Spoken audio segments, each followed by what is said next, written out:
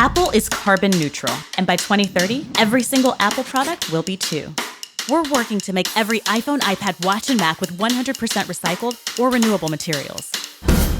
We're finding new ways to extract aluminum, steel, tin, tungsten, and plastic from recycled Apple products.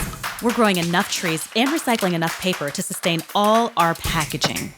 But that's just what goes into our products. What about how they're made? Hundreds of manufacturers, distributors, testers, assemblers, disassemblers, and material makers are all upgrading to 100% renewable energy. A lot of them are even going zero waste. That covers our supply chain. But what about all of you? This is a big one.